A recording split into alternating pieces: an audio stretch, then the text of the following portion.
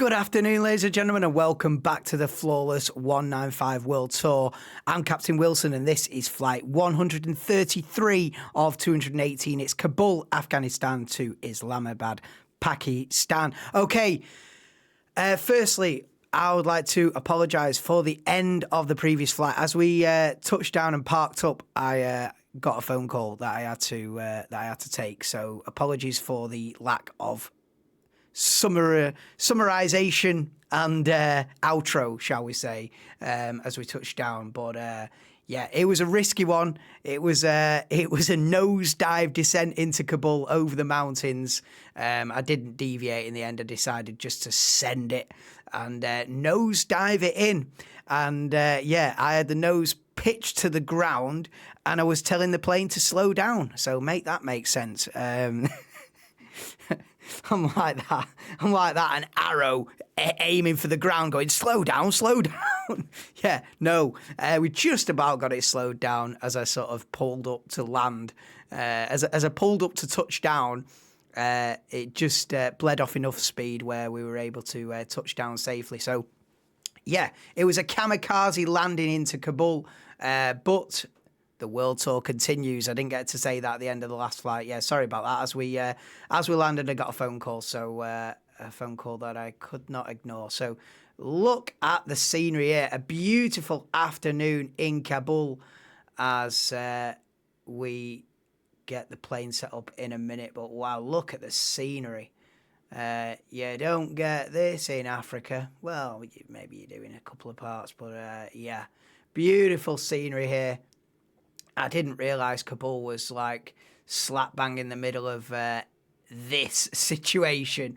But this is, well, which direction are we heading out? Are we heading out? I think we're heading out that way out, because I'm just looking about how quick we're going to have to get up there to clear these mountains. I think we'll be fine. I think we're heading that way. I think we'll be fine. Anyway, welcome to flight 133. We are heading east to Islamabad, Pakistan. And takeoff time is going to be about 4:45 in the afternoon, local time. So we've got a couple of hours of daylight. We're all right on daylight, because the flight is just a mere 30 minutes. We're going to fly as the crow flies. Now, I could have set up the flight plan to sort of deviate around some mountains and add another quarter of an hour on, but I've gone as the crow flies, and it lines us up nicely with the runway in Islamabad. At Shaklala Airport we're going to. Now, there is further out from the city centre, there is a Islamabad International Airport, but Shaklala lands us pretty much city centre, and the runway is long enough where it's not too risky to land there. So as is the norm, I will usually go for the runway nearest to the capital, shall we say. And so Shaklala is the nearest runway to the middle of Islamabad. So that's where we're going. Like I say, I could have played it safer and gone for an international airport that's a few more miles out, but I've gone slap bang in the middle, or as close to the centre of Islamabad that I can. So half an hour flight. So we're on that cusp of, will we get up to cruising altitude? Maybe, maybe not. Maybe I sort of get to 36,000 feet and think, we need to start levelling out here to come back down. Might get all the way up to 39, but obviously I'll play that by ear as we get up there. It's going to be touch and go whether we get up to 39. But anyway, I'll level us out when we need to and get the descent going. It shouldn't be as a kamikaze descent as this was. It's looking somewhat flat, and we've got great visibility. It's a beautiful afternoon. So with that being said, welcome in. Please do drop me a like. If you are new to this channel, then please watch the route explainer video. If you're scrolling through the videos trying to find it, I think I did 25 flights and then the route explainer video. So that's where it'll be on the playlist. If you go to like the first video and 25 flights in, and then bang, route explainer video if you want to watch that to see where we're up to But yeah, we're getting on for 2/3. I think 145 flights is 2/3. So we're getting on. We're 12 flights away from 2/3 distance in this world tour. Of course, every country, every capital city, back to back, no crashes. And I reckon I might be the first to do it if I do it. But anyway, let's get the plane set up now. Get up there, like I say, half an hour flight, heading east, and I'll get a couple of F1 videos on because the new season is round the corner, and that's what that's my passion. So get a couple of F1 videos on, and yeah, beautiful afternoon. Hopefully we don't hit any mountains. Other than that, I'll speak to you when necessary. All right, thank you, and enjoy the flight.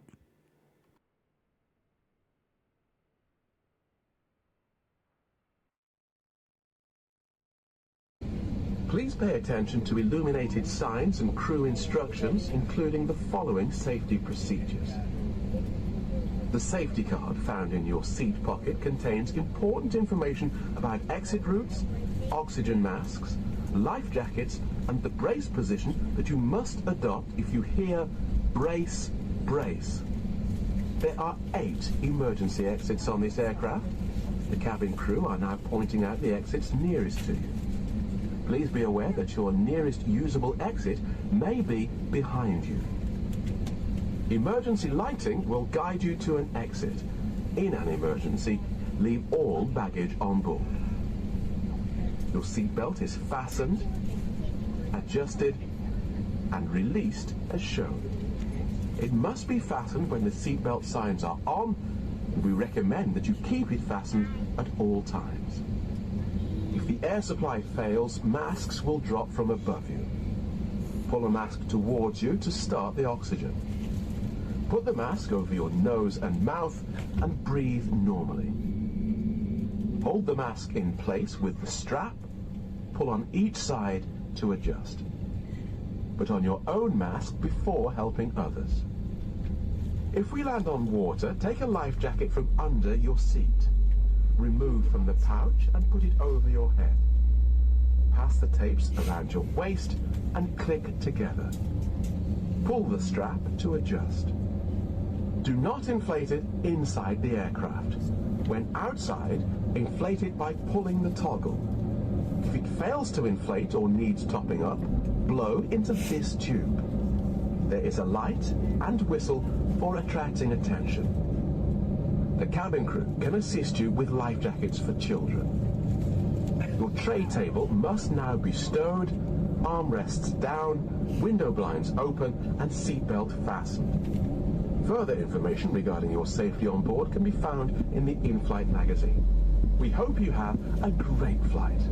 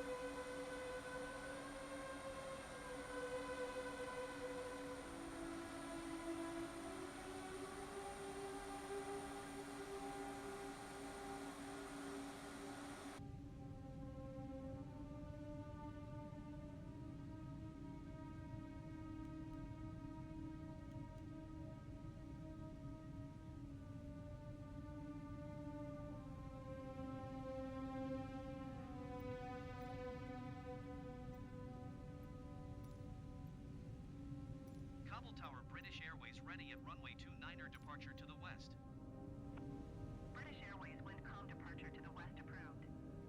Cleared for takeoff runway 29er. Well, we're actually heading east, but whatever. We've got clearance for takeoff in the wrong direction, so get in. Right, cabin crew, seats for takeoff. Professional as always.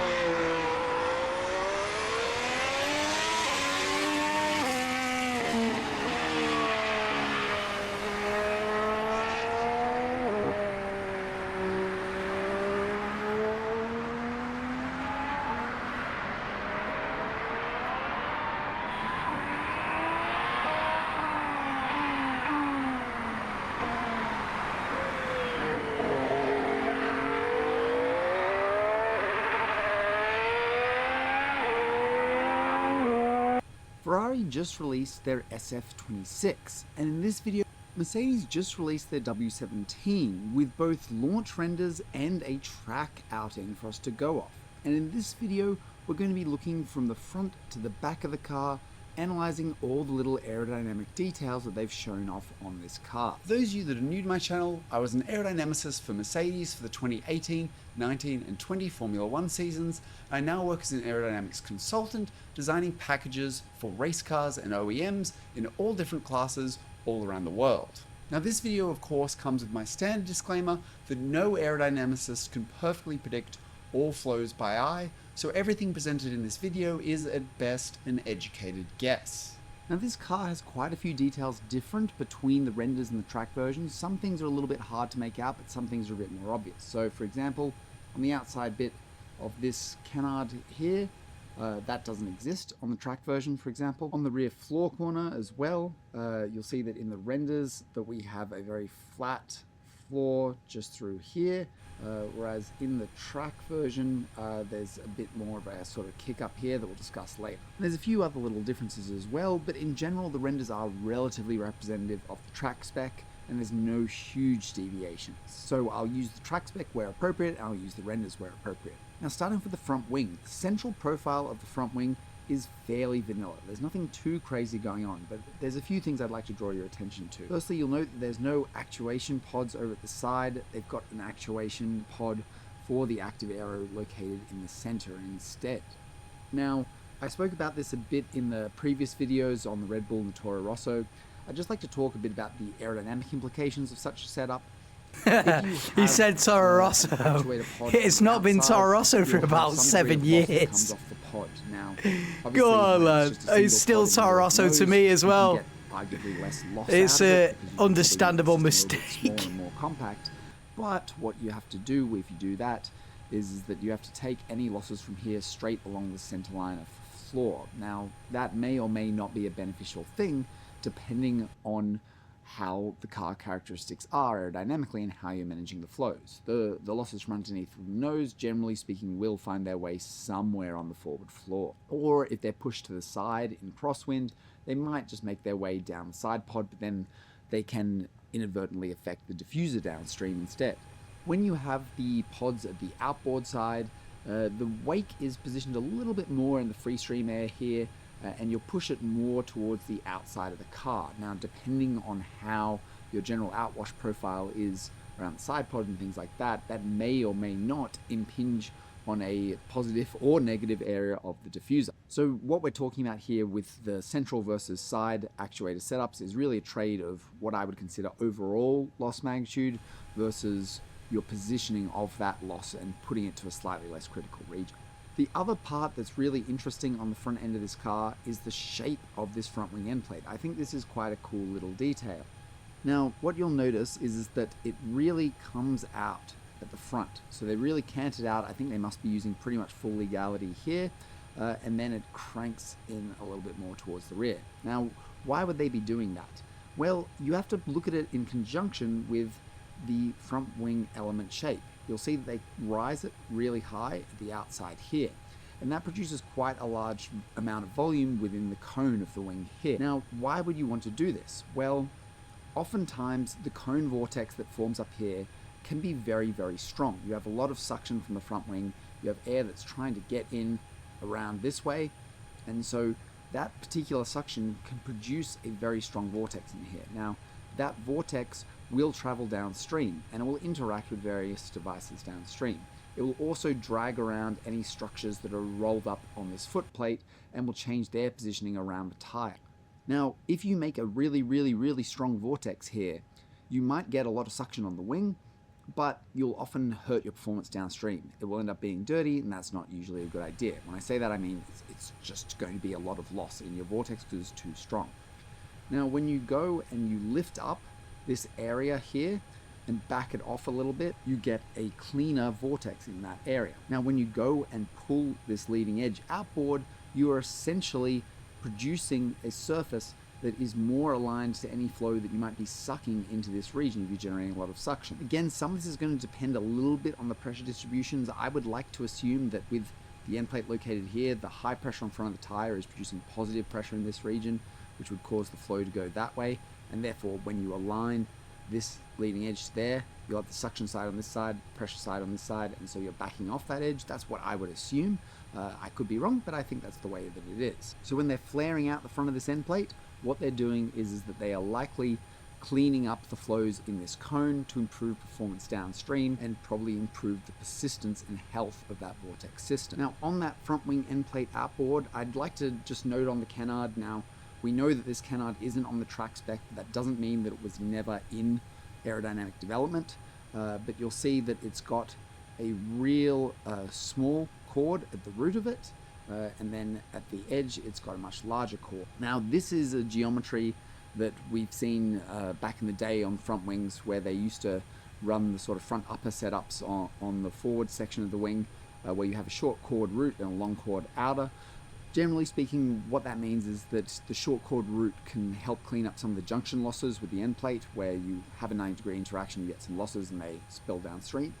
You can depower and clean up the short chord root, and then you can add a bit of power in the tip with a longer chord there that you can then crank up as you see fit to generate whatever vortex is off there. Like I say, this isn't on the track version, but it's important to understand what these geometries do. On the track model, the front wing end plate is a little bit different. The shape of the end plate is more or less the same, but you'll notice that the canard is not there, and instead you have this vertical outwashing vein on the front wing end plate. If you look here, you can see it's actually quite outwashing in that direction, and it's fairly outboard on the front wing end plate. So some of that vorticity there, I struggle to think that it's going to make its way inboard of the tire. It's pretty far out. So I would say that it's going to be producing some vorticity here that might work its way outboard of the tire and maybe manage some of the outboard tire wake there. Looking further rearwards, the front caked-in geometry on this car is quite interesting. I spoke a little bit about the tiplet geometries on the top here in some of my other videos, but I want to talk about the Mercs one because it's a more unique geometry than what we've seen. You can see that it's really quite cranked this way, but it's also very short chord. It's a really tapered tip. So let's have a look at what that does. You can see in this shot that taper where you've got this elliptical taper through there. Now, the more you elliptically taper a wing, typically speaking, you're reducing the pressure distribution as you get towards the tip, and that, generally speaking, tends to clean things up. It makes for a slightly cleaner vortex that will come up off that tip, and they'll be using that vortex to manage the tire wake. Now, it's worth noting that even though I say that it would make a cleaner vortex because the tip is tapered, the tip on this is very cranked as well. So you've got two things going on there that are slightly counter to each other. One is cranking the tip makes the vortex stronger and a bit more lossy. Putting an elliptical taper on the tip makes it generally cleaner. Now, there's going to be some limitations here within the rules box as to what they can physically fit in there. So some of this geometry is going to be bounded by what they can actually get in. So maybe they took a small hit on trailing edge length there so that they could crank up that tip more. Maybe they were just trying to get something out of that particular top end structure that they were doing that particular geometry for. But this is all going to be about the position, strength, and cleanliness of the vortex off the top tip, and that's going to affect how the upper tire wake is pulled around further downstream, and any separations or boundary layer losses that would occur on the tire shoulder. Down lower here you can see too that smoothened underside of the nose that I was talking about in the Toro Rosso video, and you'll also note the feature that I talked about in the Toro Rosso video a fair bit about this nose with the secondary pylons coming off. So you've got a core nose structure going along, and then you've got these pylons that come off as secondary devices that are having, instead of a junction that's perhaps a little bit dirty with the nose, they're instead actually forming a relatively angled junction with the nose, just to give it a slightly cleaner junction than otherwise just going up into it. Some of how you work around here is going to be affected by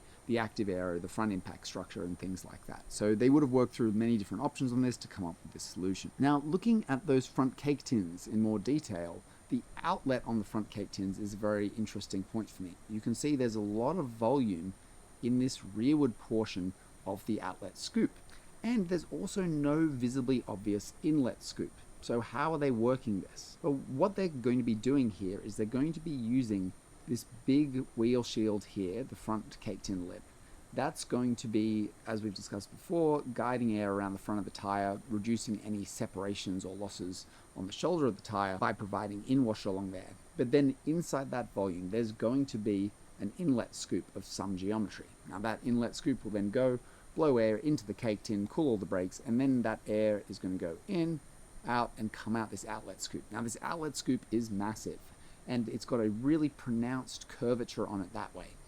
This, I think, is doing what I suspected they were doing a little bit last year, which is I think that they are using the mass flow through the brake scoop to outwash and control the mid wheel wake at the back. I think that they're probably jetting a bit of mass flow laterally to try and manage that mid wake. And I think some of that is going to come from the mass flow coming out of the brakes, which, I mean, that mass flow does lose a little bit of energy in the brakes, so it might not be purely that, but the curvature of this member will naturally direct any airflow that's still attached after here to move outwards, rearwards of that front tire midsection. Down low, the T-tray looks fairly vanilla in all the shots that I've seen.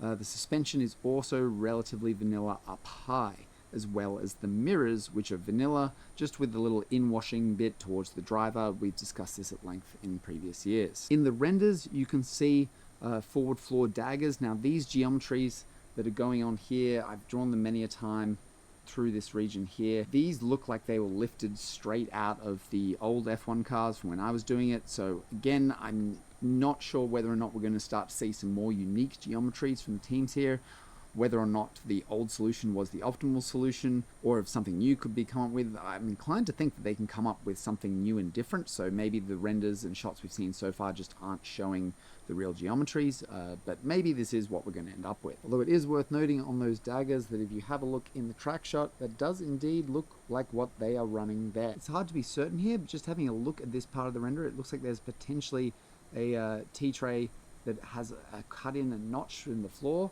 that might have a shedding edge for one vortex here, and then a main floor surface back here. Now this would be similar to the water wing setups that we used to run back on the old sets of regs, if this was in fact the geometry that we're seeing here. I think it will be really good once we have some actual proper shots of this part of the car. Now for a short bit of shameless self-promotion, did you know that I also do aerodynamics courses? I've got a FlowViz course and a race car aerodynamics course that's been around for a few years now. People generally seem to love it. We've had a number of university students that have used it to get into Formula 1, and there's been a bunch of race teams that have made their cars faster with it. The courses are ideal for university students, amateur racing teams, and professionals looking to upskill more into aerodynamics. For more details, you can go over to courses.jkfaero.com. Moving further rearwards, let's talk a bit about this floorboard and floor curl, because these are details that are a little bit different to what we've seen on other cars, that are quite in line with some of the solutions that I talked about at the start of the season that were more similar to the 2020-ish Spleth region. Basically what we've got is we've got some upwashing boards here, here, and here, and what looks like a little upwashing curl just down here. You can see in this shot a little bit more clearly the split between the elements there, there, there, and then the floor edge curl down the bottom. It dips down and goes up there. Now one thing that's really clear on this board is that we have a setup where we have the board go and then kink here and continue. There's very discrete crease along the elements through here, both in real life and in the track version. Now normally as aerodynamicists we wouldn't put creases in surfaces unless we absolutely had to, and what this tells me is that it's pretty likely that they are bang on legality out here, and then they're pushing the legality limits on the outer bit here, which tells me they want this board as outboard as physically possible. Now my suspicion on that would be that this whole floor leading edge section here, they're really getting a lot of pressurization and load on there from the blockage in front of these boards. So you're getting a bunch of pressurization on top, and then these boards being fully upwashing with a supporting curl underneath is going to be generating a lot of suction underneath. And this is going to mean that this whole area of the car on the floor is going to be quite loaded, and that load is going to propagate through to the floor over here. It also tells me that the pressurization that they achieve in here, they are happy pushing the board out as wide as possible, even if that means that it may be ingesting some degree of tire wake, they still want that out as much as physically possible. So maybe that pressurization is sufficient to really kick that tire wake outboard and clear the board, or maybe they're happy with just taking a tiny little bit of tire wake on there, and that's something that they can live with. But either way, this is a solution that I wouldn't be surprised if we see more of. And it also clearly shows what I was talking about a few videos ago, where I'm not wholly convinced that outwash in this particular region is exactly what the teams are going to go for. You can also see in this shot a small alignment detail on the barge board stay, where you can see the trailing edge just dips down a little bit there. So you can see they've gone a tiny bit downwashing with the stay through here compared to the outboard side. And that's probably due to the fact that this region here, even though the flows will be traveling a bit sideways, probably generates a decent chunk of upwash in addition to a little bit of inwash. Looking further along at that floor curl, the whole section here, back here, then rises, then drops, I'd imagine is going to be similar to what they've been doing currently with the floors, where we've obviously got a curled surface that we curl up, and that is extracting air from underneath the floor because there's going to be air outwashing from the side pod in that region. So that's going to go and extract from underneath the floor. But it's worth noting that we have this drop down here. Now, what could that be doing? Well, potentially you have some degree of vorticity that's shed from here, because realistically, if we have a side washing flow going through these louvers, they're going to be generating vorticity that goes along the car like this. So we could be trying to get a very discrete set of vorticity shed off this edge, and then this new edge over here is to shed a new discrete vortex system, and that's why they've done the dip and the raise, to get that vortex discretization, because some of these vortices here are probably going to find their way under the floor later on as they get ingested by the suction of the diffuser. You'll also note that the floor sits low at the front whilst the board sits high. And if you look a little bit further rearwards, you'll see that there's actually a tiny notch in here. This cut-in is present in both the track model and the renders, and again, I think this is doing a similar effect to what I was just talking about with the discretization. You have up here, you have that upwash and the discretization of any structure that might be rolling along there. Further rearwards, you're going to be making, generally speaking, more suction under the floor, particularly as you approach the diffuser. Under the floor there is going to be producing a reasonable amount of suction. So this casts off any vorticity that you've got in this region and starts a new edge there. So we're going to have new vorticity being shed in this region here. Now you can see that they've combined that with a little bit of a floor curl up in there, and when I'm saying curl's perhaps the wrong word. It's basically a little rounding of the floor. So there's a bulge there underneath, I would suspect, and that's probably going to be housing that edge vorticity. That then feeds into their rear corner strategy. Now, the rear corner on the renders was just a pretty simple setup of some slots in this direction here. So you can see that's that housing of the vortex just there, and then you've got a few slots there that would generate some vorticity inboard. And then the renders seem to have somewhat of a kicked up ramp just there. That ramp would locally produce suction under the floor here, and you get some vorticity rolling up there and on the other side too. This is not quite the geometry they actually showed off on the real car. You can see in these shots that something is going on in this corner here, and it looks like they've got a lateral curl or winglet that's going up with then a strake under the floor there. In this other shot here, you can see that we've got those slots showing up there, and then you can see that understrake there. It's really hard to make these things out, but I think there's an upwashing curl going up, and I think there's an outwashing strake underneath it. Now, some of this is going to be about producing suction under the floor here, so I think that the outwashing strake would potentially cause you to have more suction in that region there as you expand laterally.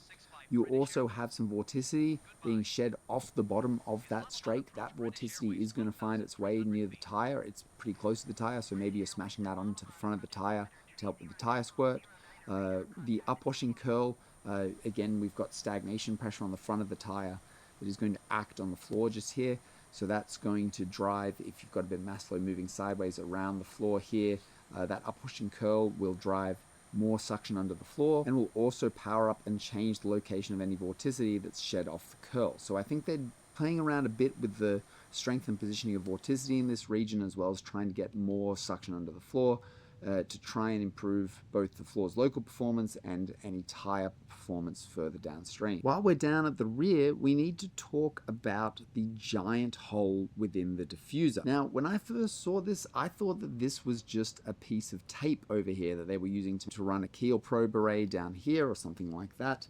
But having seen it now from multiple angles, it seems like there's actually just a giant cutout in the floor here, with the outer edge of the diffuser being shifted very far laterally from the forwards portion of the diffuser. Now, this is quite an interesting geometry to choose. I did suggest in my rules video that the teams were probably going to do something funky in this region with the section allowances and the way that the rules allow you to mate up the floor, but this wasn't quite what I had in mind.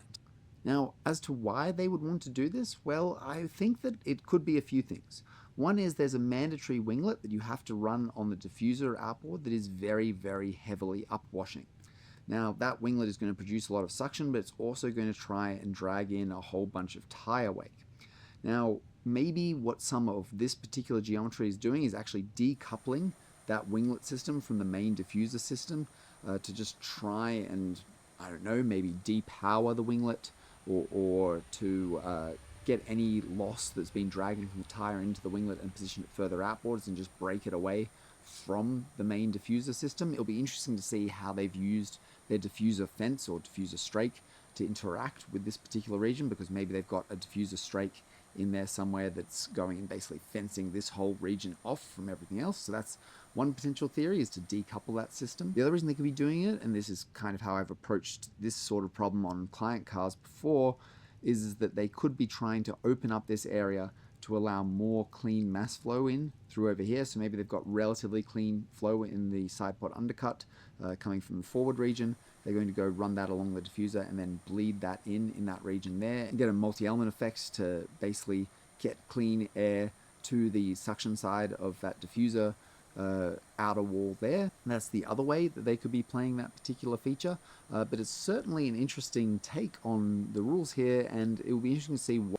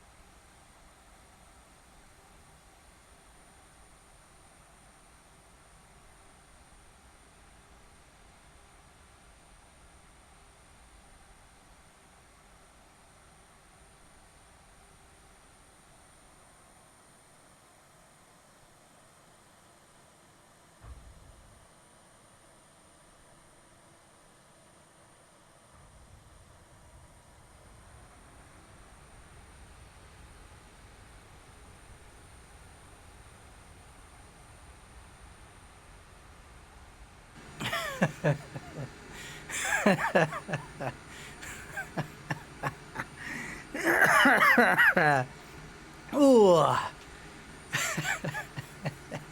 Oh, sick bags in use. Oh, another nosedive landing into Islamabad, Pakistan. Yeah. Holy. We've done it though, haven't we? I just about got that one slowed down in time. Where are we going? Let's go over here. Oh, that looks good. Let's go over there. Wow. Hey, I tell you what. As a speed record, I reckon that was... I couldn't have done that flight any quicker. Oh, that was a full nosedive. Back-to-back nosedive landings. Not really what I want to be doing. But we're down. I just about got the speed off in the end. Touch and go. Getting the flaps out at 300 knots.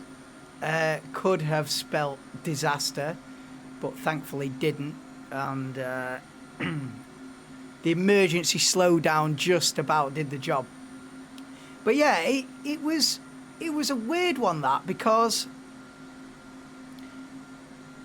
at 19,000 feet, I like to be 50 miles out from the runway. That's usually a good indication that the descent is going well. Now, where are we parking? Should we follow this red? Should we go for this red line here? Let's park it up here. Yeah, so at 19,000 feet, I like to be 50 miles out. Now, at 19,000 feet, we were a bit too close. We were at more like 40,000 feet, and I thought, 40 miles out rather than 50 miles out. So I thought, this might come at us a little bit quicker than projected. So I started looking out the window, looking for the runway. I don't know, well, it was 10,000 feet or something. I started looking for the runway. I thought, and I saw what looked like a runway. I thought, oh, it can't be that close. We're still at 10, 12,000 feet here. I thought, it can't be there. And then I looked at the map again, looked at the VFR map, looked at what seemed to be a runway, looked at the VFR map, looked at the ground, looked at the VFR map. I thought, that's it, right there. It's right in front of us. And we're at 12,000 feet here. And so a rapid decision was made to get that autopilot off and get nose diving it in. At like 10, 12,000 feet. I was like, nah, this needs to be manually... A manual takeover was essential in that moment. Had I left it for another 30 seconds, there's no way I'd have made it. The manual intervention, when it happened, was at the last point at which I could have done so. Otherwise, we'd have had to do a go around and come in the other direction or whatever. So just about sort of noticed at the last minute, no, that what looks like a runway down there, that is it.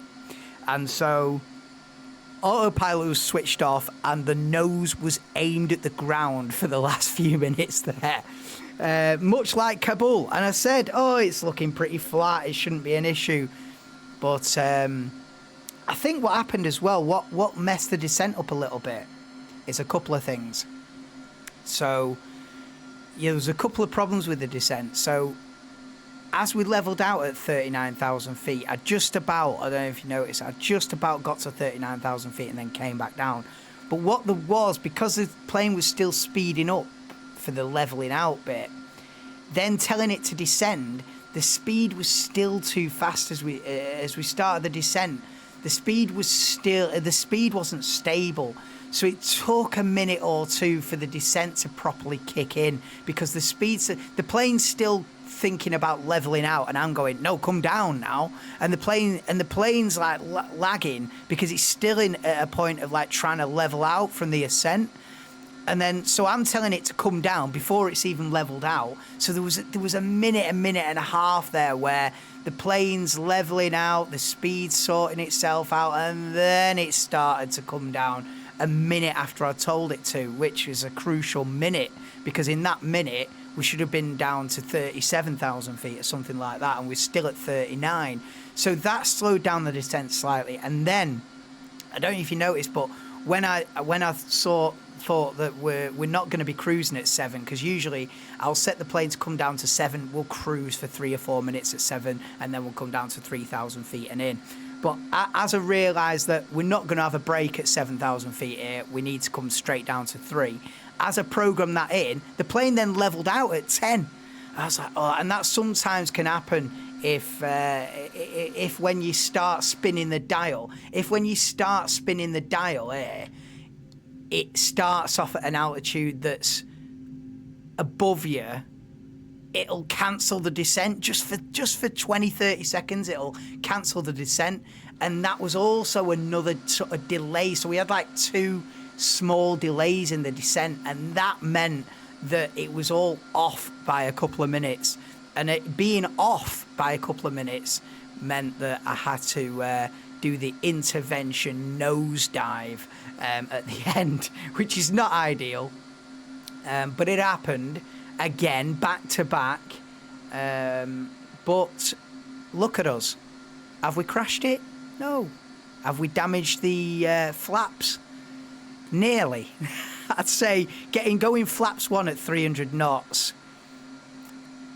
you know, it's risky, that, because it could easily just throw a mechanical failure at me at that point. I don't know if there is a limit where if you're going over 320 and you hit flaps 1, it'll just go, nah, you're an idiot, and it's not going to work for you, mate. I don't know if there is a limit to that, or whether you can be bombing it at 450 knots and go flaps 1 and it'll deal with it. I don't know. But I reckon if there is a limit there where it will throw a mechanical failure at you if you go flaps 1 at too high a speed, I reckon it was pretty much on the limit there. Because going flaps 1 at 300, I mean, flaps 1, I think you're meant to start getting the flaps out at like 200 knots, I think it's something like 187 knots or something like that. You go flaps 1. So to go flaps 1 at 300 is quite frankly ridiculous, and something that in real life would be probably a massive no-no and an instant sackable offence, I would assume. But on Flawless 195, I ain't being sacked. I'm my own boss. So we got the flaps out at 300 knots, which was, wow, not ideal. Other than that, it did slow the plane down enough to where, flaps 2, probably at 260, 270 knots, wheels out, you know what I mean, landing gear out at double the speed that's probably recommended. It wasn't a professional descent by any means. Neither of the last 2 flights have been. But all that waffle aside, we're down on the ground. We're safe. And I hope that it's not that risky next time or again in the World Tour, because it's not, I don't want to be putting together these risky descents. It's not ideal, is it? It might make for tense viewing, on the edge of your seat viewing as I'm aiming the nose at the ground 10 miles out from the runway, but it's not really a sustainable method of descent, is it? So I'm hoping that that's not something, a challenge that I have to face many more times. I'll try and be more cautious with it. But yeah, like I say, that was all caused by a couple of delays in the descent, shall we say, and then having to take some sort of intervening action to get this thing down. Oh, but anyway, we've done it through the mist. It was misty, wasn't it? Look at that. A hazy sunset in Islamabad, Pakistan. But all that waffle and all those excuses aside, look at where we are. We're alive. We're in one piece. We are down on the ground. Flight 133 is complete. It's been Kabul, Afghanistan to Islamabad, Pakistan. And let's just reconnect the controller. That'd be a good idea.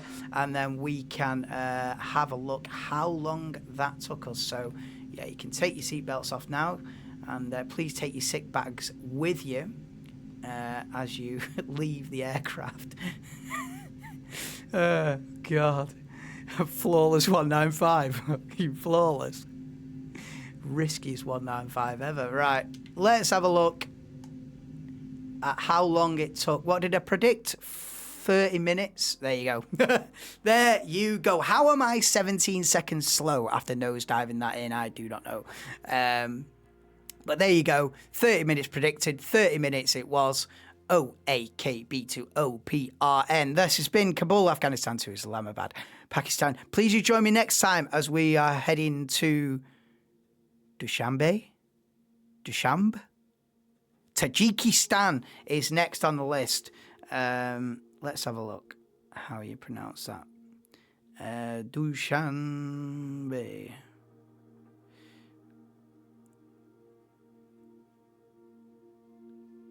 Pronunciation. Dushanbe, I think. Dushanbe. Confirmed. There you go. Yeah, please do join me next time as we head for Dushanbe, Tajikistan. I'm not sure. I've got a feeling we're going north from here, actually. I've got a feeling because heading any more east sends us into India, and we don't hit it. We go around the houses and hit India on the way back. So we're not going any further east at the moment. I think we're heading more north, maybe even northwest for the next couple of flights. Yeah, we're basically heading north now for a couple of for 2 or 3 flights until we hit until we get to Kazakhstan. When we get to Astana, Kazakhstan, and another 3 or 4 flights, we then head east on a magnificent scale. We then head east for hours and hours, stopping off in Russia before getting to Mongolia, and then we're way over. And then we head for China. So, yeah, we're heading north. We're heading northwest, I think, for the next few flights, because we've got. Tajikistan is obviously the next one, then Uzbekistan, Kyrgyzstan, and then Kazakhstan, and then we start heading east over to Mongolia, and then China, North Korea, South Korea, and on we go. So yeah, there you go. Then that has been flight 133. This has been enough of a waffle and post-flight review to make up for the lack of a post-flight review last time. But yeah. Thank you for flying with us today. I don't think I've said that one before. Thank you for flying with us today. I've been Captain Wilson. Please take your baggage with you, and please have a safe onward journey. Right, I'm going. Right, I'll see you next time for Dushanbe, Tajikistan. I've been Captain Wilson, and the world tour continues. See you next time. Bye for now.